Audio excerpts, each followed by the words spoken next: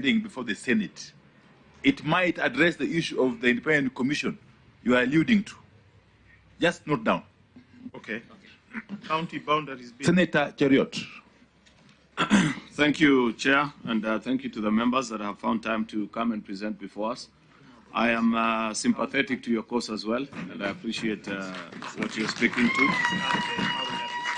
But I am cautiously optimistic about your request to us because of something that I wish you to address us, and maybe you help us appreciate and see how we can navigate it. The crux of the matter is that the people that you represent feel marginalized in the counties where they presently exist, and that the objects of devolution haven't been achieved to them. In fact, to use the words of one of the presenters who came here yesterday, making a case for Mwingi County, he said devolution has been taken captive at county headquarters and it doesn't reach the people. Yet that is what you are advocating for. However, and this is something I want either you, Karoli, or the members that you're with to address us. You have given us one way that this can be solved. Create for us additional counties where we can self-govern and our people can enjoy devolution like the rest of the country. I just want to ask, is there the slightest of chance that there is another way we can achieve your objectives without necessarily creating additional counties? Why do I ask so? I ask so because seated where you are, yesterday was Council of Governors. And we took them to task because as it is today, 47 out of 47, 100% of our counties are spending in excess of 80% of the devolved funds on recurrent. Only 20% is going to development.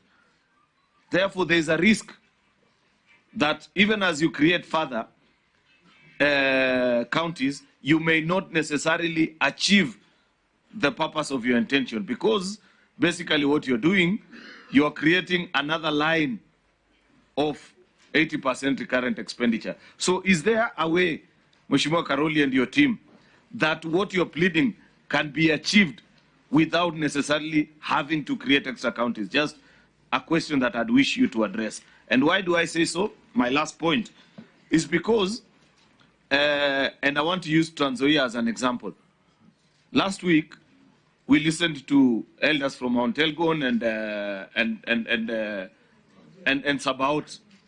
They came to us, presented just the way you're presented.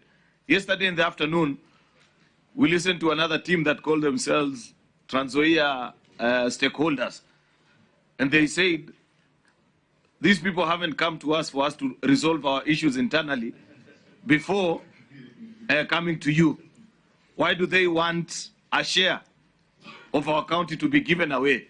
And actually you've mentioned it, because you've said, don't think about it in terms of cost, because the cost of running these counties will be gotten from already the share that is allocated to these specific counties. Therefore, people feel the majoritarian thinking in the counties where you're coming from can easily gang up and come before us tomorrow and say, why do you want to take away a portion of what has been given to us on account of certain people being dissatisfied?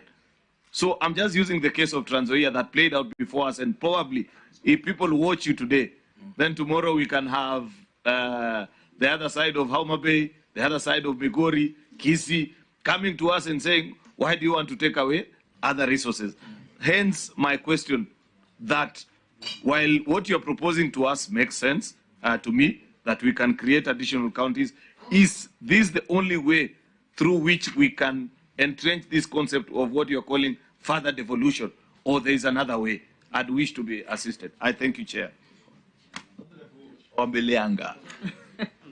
Thank you, Chair. I have a different idea, but I'm totally in agreement with the creation of new counties as a person.